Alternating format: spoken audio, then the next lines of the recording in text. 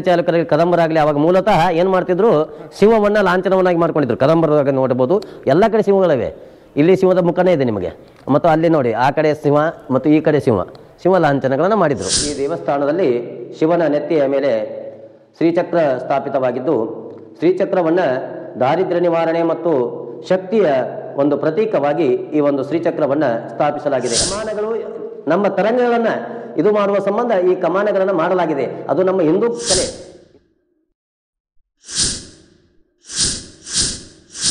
ನಮಸ್ಕಾರ ವೀಕ್ಷಕರೇ, ಈಗ ನಾವು ಇರುವಂಥ ಒಂದು ಪ್ರದೇಶ ಶ್ರೀ ಸುಂದರೇಶ್ವರ ದೇವಸ್ಥಾನದ ಒಂದು ಪ್ರಾಂಗಣ.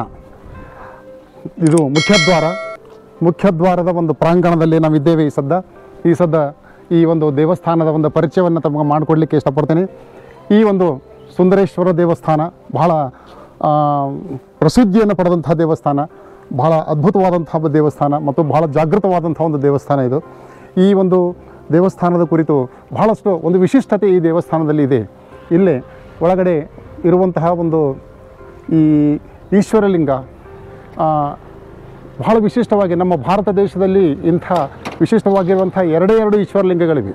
ಏನಪ್ಪ ಅಂತಂದರೆ ಈಶ್ವರಲಿಂಗ ಶ್ರೀ ಚಕ್ರಾಂಕಿತ ಈಶ್ವರಲಿಂಗ. ಶ್ರೀಚಕ್ರವನ್ನು ಹೊಂದಿರುವಂತಹ ಶ್ರೀಚಕ್ರವನ್ನು ಹೊದಿಕೆಯಾಗಿ ಹೊಂದಿರುವಂತಹ ಒಂದು ಈಶ್ವರಲಿಂಗ ಸಿಗುವುದು ಬಹಳ ವಿಶಿಷ್ಟವಾಗಿರುವಂಥದ್ದು. ಒಂದು ನಮ್ಮ ತಿಳುವಳಿಕೆ ಪ್ರಕಾರ ಒಂದಿರುವುದು ನಮ್ಮ ಕಾಶ್ಮೀರದಲ್ಲಿ ಒಂದು ದೇವಸ್ಥಾನ ಇದೆ, ಅಲ್ಲಿ ಇದೆ ಒಂದು ದೇವಸ್ಥಾನ ಇಂಥದ್ದು ಈ ರೀತಿಯಂಥ ಚಕ್ರಾಂಕಿತ ಒಂದು ಈಶ್ವರಲಿಂಗ. ಅದಾದ ನಂತರ ನಮ್ಮ ಕಂಡುಬರುವಂಥದ್ದು ಚಕ್ರಾಂಕಿತ ಈಶ್ವರಲಿಂಗ ಕಂಡುಬರುವುದು ನಮ್ಮ ವಿಜಾಪುರದ ಈ ಸುಂದರೇಶ್ವರ ದೇವಸ್ಥಾನದಲ್ಲಿನೇ, ಬಹಳ ವಿಶಿಷ್ಟವಾಗಿರುವಂಥದ್ದು.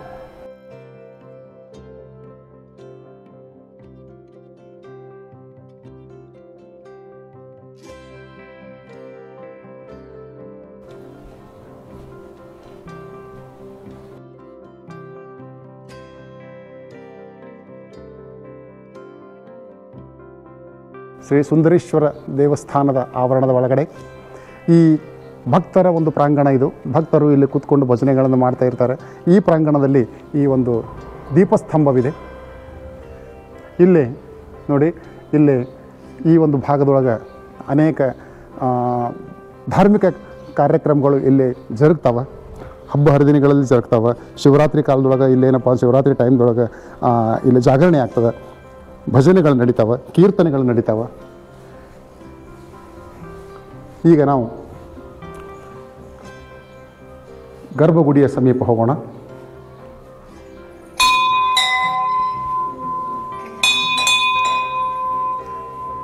ಶ್ರೀ ಸುಂದರೇಶ್ವರ ದೇವಸ್ಥಾನ. ಅದರ ರುಕ್ಮಾಂಗದರು ನಿರಂತರವಾಗಿ ತಮ್ಮ ಭಕ್ತವೃಂದದೊಂದಿಗೆ ಇಲ್ಲಿ ಪೂಜೆಯನ್ನು ಮಾಡ್ತಾಯಿದ್ರು, ಪೂಜೆ ಪುನಸ್ಕಾರಗಳನ್ನು ಮಾಡ್ತಾಯಿದ್ರು, ಅನುಷ್ಠಾನಾದಿಗಳನ್ನು ಕೂಡ ಇಲ್ಲಿ ಮಾಡ್ತಾಯಿದ್ರು. ಈ ಒಂದು ವಿಶಿಷ್ಟವಾದ ಶೈಲಿಯ ಒಂದು ದೇವಸ್ಥಾನ ಇದು ಭಾಳ ರೇರ್. ಇಂಥ ನೋಡಲಿಕ್ಕೆ ಭಾಳ ಒಂದು ರೇರು. ಯಾಕಂದರೆ ಇದು ಈ ಶ್ರೀಚಕ್ರವನ್ನು ಹೊಂದಿರುವಂಥ ಒಂದು ಶಿವಲಿಂಗ, ಇಲ್ಲಿ ಶ್ರೀಚಕ್ರಾಂಕಿತ ಶಿವಲಿಂಗ ಅಂತ ಕರೀತಾರೆ. ವಿಜಯಪುರದ ಈ ಸುಂದರೇಶ್ವರ ದೇವಸ್ಥಾನದಲ್ಲಿರುವಂಥದ್ದು ಇದು ಕಲ್ಯಾಣ ಚಾಲುಕ್ಯರ ಶೈಲಿಯಲ್ಲಿ ಕಟ್ಟಿರುವಂತಹ ನಿರ್ಮಿಸಿರುವಂತಹ ಒಂದು ದೇವಸ್ಥಾನ. ಈ ಒಂದು ಶಿವನ ದೇವಸ್ಥಾನದಲ್ಲಿ ದೇವಗಣ ಪರಿವಾರ ಗಣಗಳಂತ ಪರಿವಾರ ದೇವರು ನಂದಿ, ತದನಂತರ ಹನುಮಾನ್, ಮಾರುತಿ, ಪೂರ್ವಾಭಿಮುಖವಾಗಿ ದಕ್ಷಿಣಾಭಿಮುಖವಾಗಿರ್ತಕ್ಕಂಥ ಮಾರುತಿ ದೇವಸ್ಥಾನ, ಅದೇ ರೀತಿ ಆಮಿ. ಯಾವುದೇ ಒಂದು ದೇವಸ್ಥಾನಕ್ಕೆ ಬರಬೇಕಾದ್ರೆ ಆಮಿ ಒಂದು ತಂಪಾದಂಥ ಒಂದು ಮನಃಶಾಂತವುಳ್ಳಂಥ ಒಂದು ಪ್ರಾಣಿ. ಹಾಗಾಗಿ ಪ್ರತಿಯೊಂದು ದೇವಸ್ಥಾನ, ಹನುಮಾನ್ ದೇವಸ್ಥಾನ ಆಗಲಿ ಶಿವಾಲಯದಲ್ಲಾಗಲಿ ಈ ಆಮಿಯನ್ನು ಸ್ಥಾಪನೆ ಮಾಡ್ತಾಯಿದ್ರು.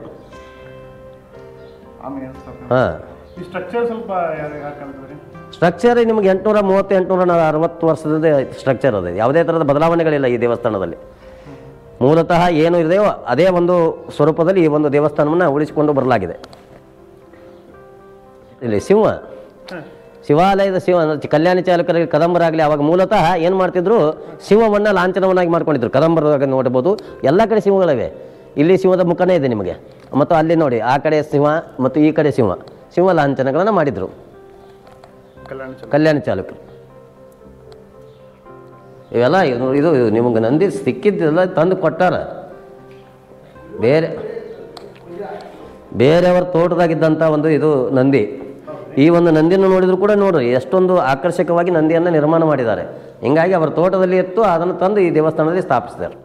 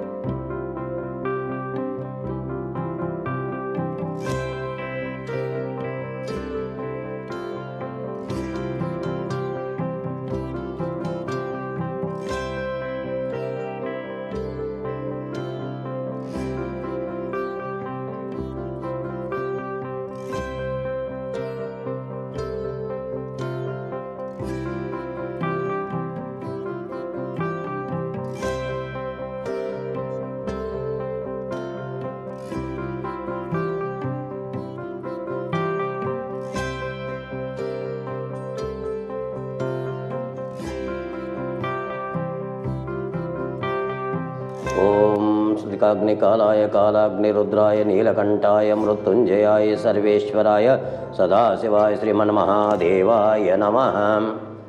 ಈ ಒಂದು ದೇವಸ್ಥಾನ ಶ್ರೀ ಸುಂದರೇಶ್ವರ ದೇವಸ್ಥಾನ ಸ್ಟೇಷನ್ ರಸ್ತೆಯ ಹರಣ ಶಿಕಾರಿ ಕಾಲೋನಿಯಲ್ಲಿರ್ತಕ್ಕಂಥ ಈ ಒಂದು ದೇವಸ್ಥಾನ ವಿಶೇಷವಾಗಿದ್ದು, ಈ ದೇವಸ್ಥಾನದಲ್ಲಿ ಶಿವನ ನೆತ್ತಿಯ ಮೇಲೆ ಶ್ರೀಚಕ್ರ ಸ್ಥಾಪಿತವಾಗಿದ್ದು, ಶ್ರೀಚಕ್ರವನ್ನು ದಾರಿದ್ರ್ಯ ನಿವಾರಣೆ ಮತ್ತು ಶಕ್ತಿಯ ಒಂದು ಪ್ರತೀಕವಾಗಿ ಈ ಒಂದು ಶ್ರೀಚಕ್ರವನ್ನು ಸ್ಥಾಪಿಸಲಾಗಿದೆ. ಶ್ರೀಚಕ್ರ ಈ ಒಂದು ದೇವಸ್ಥಾನ ಕಲ್ಯಾಣಿ ಚಾಲುಕ್ಯರ ಅಥವಾ ಆ ಒಂದು ಶೈಲಿಯಲ್ಲಿ, ಅಂದರೆ ಗರ್ಭಗುಡಿ ತಳಗಡೆ, ನಂದಿ ಮಂಟಪ ಮೇಲ್ಗಡೆ, ತದನಂತರ ಸಭಾ ಮಂಟಪ, ಈ ರೀತಿಯಲ್ಲಿ ಈ ಒಂದು ದೇವಸ್ಥಾನವನ್ನು ನಿರ್ಮಾಣ ಮಾಡಲಾಗಿದೆ. ದೇವಸ್ಥಾನದ ಪ್ರಮುಖ ಇದರಲ್ಲಿ ಶ್ರೀಚಕ್ರವನ್ನು ದೇಶದಲ್ಲಿ ಅಥವಾ ಜಗತ್ತಿನಲ್ಲಿ ಇದು ವರ್ಣನೆಯ ಶ್ರೀಚಕ್ರಾಂಕಿತ ದೇವಸ್ಥಾನ.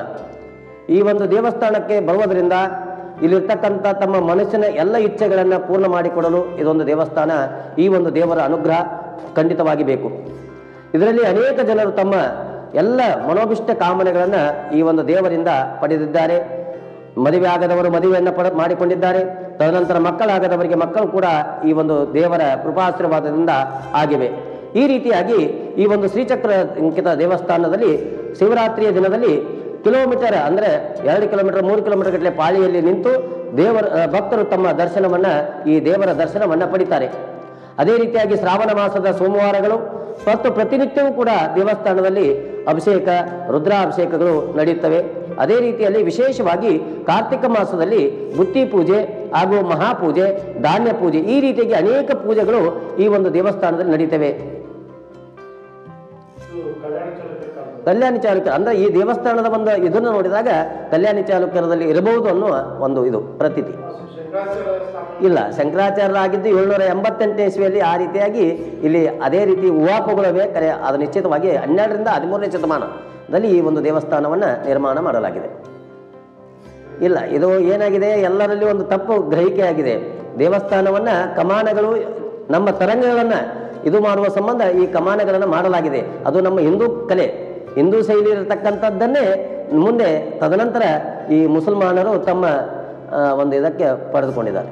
ಇದು ಈಗ ಸದ್ಯಕ್ಕೆ ನಮ್ಮ ದರ್ಬಾರದವರ ಮನೆತನದಲ್ಲಿ ಅವರೇ ಧರ್ಮದರ್ಶಿಗಳಾಗಿ ಕಾರ್ಯವನ್ನು ನಿರ್ವಹಿಸ್ತಾ ಇದ್ದಾರೆ.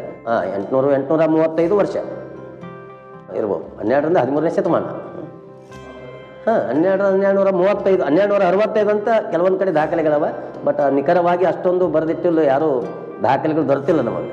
ಶ್ರೀಚಕ್ರ ಒಂದು ವಿಶೇಷವನ್ನು ಪಡೆದಿದ್ದೇ ಶಂಕರಾಚಾರ್ಯರು. ಅಂದರೆ ಮಧುರೆ ಮೀನಾಕ್ಷಿಯ ಒಂದು ಸ್ವಭಾವವನ್ನು ಶಾಂತಗೊಳಿಸುವ ಸಂಬಂಧ ಆ ಒಂದು ಶ್ರೀಚಕ್ರವನ್ನು ಬರೆದು ಆ ದೇವಿಯನ್ನು ಅಲ್ಲಿ ಪ್ರತಿಷ್ಠಾಪಿಸ್ತಾರೆ. ಹೀಗಾಗಿ ಅದು ಶ್ರೀಚಕ್ರ ಅವಾಗಿನಿಂದ ಪ್ರಸಿದ್ಧಿಯನ್ನು ಪಡೆದಿದೆ. ಯಾರೂ ಇಲ್ಲ ಇಲ್ಲ ಇಲ್ಲ ಶ್ರೀಚಕ್ರವನ್ನು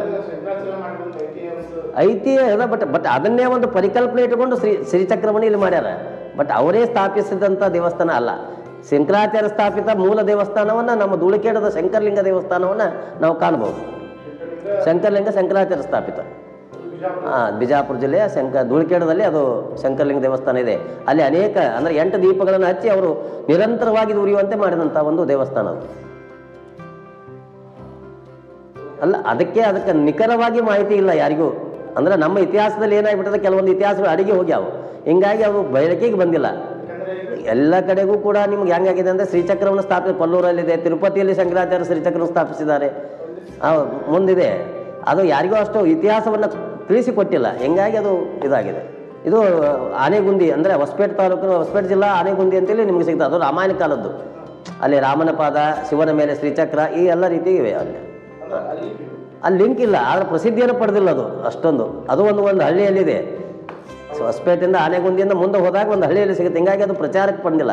ಇತ್ತಿತ್ತಲಾಗಿ ಸ್ವಲ್ಪ ಅದು ಪ್ರಚಾರ ಪಡಿತಾ ಇದೆ. ಯಾಕಂದ್ರೆ ರಾಮಾಯಣ ಕಾಲನೇ ಬೇರೆ ಮತ್ತು ನಮ್ಮ ಕಲಿಕೆನೇ ಬೇರೆ. ಅನುಷ್ಠಾನ ಮಾಡ್ಯಾರ, ರುಕ್ಮಿಣಿ ಪಂಡಿತರ ಅನುಷ್ಠಾನ ಆಗಿದೆ ಇಲ್ಲಿ. ಇಲ್ಲಿ ಮತ್ತು ಮಾಣಿಕ್ಯಪುರ ಪಂತರ ಬಾವಿ, ತದನಂತರ ವಿಠ್ಠಲ ದೇವಸ್ಥಾನ, ಚಂದ್ರಮೌಳೇಶ್ವರ ದೇವಸ್ಥಾನ, ಈಗ ಅನೇಕ ದೇವಸ್ಥಾನಗಳು ಅವ್ರ ಅನುಷ್ಠಾನ ಆಗ್ಯದ, ಮಾಡ್ಯಾರ. ಪೂಜೆ ಪುನಸ್ಕಾರನ ಮಾಡ್ಯಾರ. ಇದು ವಿಶೇಷವಾಗಿ ಬಿಜಾಪುರದಾಗೆ ಇದು ಒಂದೇ ದೇವಸ್ಥಾನ ನಿಮ್ಗೆ ಈ ರೀತಿ ಕಾಣೋದು. ಅಂದರೆ ಗರ್ಭಗುಡಿ ತಳಗಡೆ, ನಂದಿ ಮಂಟಪ ಮೇಲ್ಗಡೆ, ಸಭಾ ಮಂಟಪ ಮತ್ತು ತಳಗಡೆ, ಈ ರೀತಿಯಾಗಿ ಇದು ಬಿಜಾಪುರದಲ್ಲಿ ಇದು ಒಂದು ದೇವಸ್ಥಾನ. ಮತ್ತು ಇಲ್ಲಿ ಎಲ್ಲೂ ನೋಡ್ರಿ ನೀವು ಯಾವುದೇ ಥರದ ಕಿಡಿಕಿ ಕಿಂಡಿಗಳನ್ನು ಬಿಟ್ಟಿಲ್ಲ. ಯಾಕಂದ್ರೆ ನಮ್ಮ ಪಾಸಿಟಿವಿಟಿ ಅಥವಾ ನೆಗೆಟಿವಿಟಿ ಅಂದರೆ ಇದು ಉಂಟು ಮಾಡ್ತಕ್ಕಂಥ ಒಂದು ಇದು ಯಾವುದೇ ಕಿಡಿಕಿ ಇರ್ತಿಲ್ಲ ಹಳೆ ದೇವಸ್ಥಾನಕ್ಕೆ. ಈಗಿನ ದೇವಸ್ಥಾನಕ್ಕೆ ಕಿಡಿಕಿ AC ಎಲ್ಲ ಕೊಡಿಸ್ತಾರೆ. ಶೈಲಿ ಹಿಂದೂ ಶೈಲಿನೇ, ಯಾವುದೇ ಥರದ ಸಮಸ್ಯೆ ಇಲ್ಲ. ಅದು ಏನಾಗ್ಬಿಟ್ಟದೆ ಈಗ ನೋಡಿದ ಕೂಡಲೇ ನಮ್ಮ ಬಿಜಾಪುರ ಮಂದಿಗೆ ಮುಸಲ್ರ ಕಾಲದ ಬಿಡಪ್ಪ ಕಮಾನದ ಅಂತಾರೆ. ಅಲ್ಲ, ಇಲ್ಲ ಇಲ್ಲ ಇಲ್ಲ, ಆದಿಲ್ಸೆ ಎಲ್ಲ ಕೂಡ ನಿಮ್ಗೆ 418 420 ವರ್ಷ ಆಯಿತು. ಅದಕ್ಕೆ ಮುಂಚೆ 1265 ಆದಿಲ್ಸೆ ಇಲ್ಲಿ ಬರಲೇ ಇಲ್ಲ. ಅಲ್ಲ ಅಲ್ಲ ಅಲ್ಲ, ಕಲ್ಯಾಣ ಚಾಲುಕ್ಯರ ಬಟ್ ದರ್ಬಾರ್ದವ್ರ ಮಂತ್ರದಲ್ಲಿ ಇದು ಕ್ರಮೇಣ ಅವರು ಧರ್ಮದರ್ಶಿಗಳಾಗಿ ಕಾರ್ಯನಿರ್ವಹಿಸ್ತಾರೆ. ವಿಜಯಪುರದಲ್ಲಿ ಮಲ್ಲಿಕಾರ್ಜುನ ಅನ್ನುವಂಥ ಚಾಲುಕ್ಯರ ಮಂಥನದವರು ಸ್ವಯಂಭೂ ಸಿದ್ದೇಶ್ವರ ದೇವಸ್ಥಾನವನ್ನು ನಿರ್ಮಾಣ ಮಾಡಿದ್ದರಂತ ಗೆಜೆಟ್ನಲ್ಲಿ ಉಲ್ಲೇಖವಿದೆ. ಆದರೆ ಮುಂದೆ ತದನಂತರ ಅದನ್ನು ಮಲ್ಲಿಕಾಪುರ ಅಲ್ಲಾವುದ್ದೀನ್ ಖಿಲ್ಜಿ ಅವರು ನಾಶ ಮಾಡಿದರೆಂದು ಪ್ರತೀತಿ ಇದೆ. ಹಾಗಾಗಿ ಆ ಒಂದು ದೇವಸ್ಥಾನ ಸಂಸ್ಥೆಯಲ್ಲಿ ಬಿಜಾಪುರವನ್ನು ದಕ್ಷಿಣ ವಾರಣಾಸಿ ಎಂದು ಕರೆಯಲ್ಪಡುತ್ತಾರೆ ಅಂತ ಒಂದು ಪ್ರತೀತಿ ಇದೆ.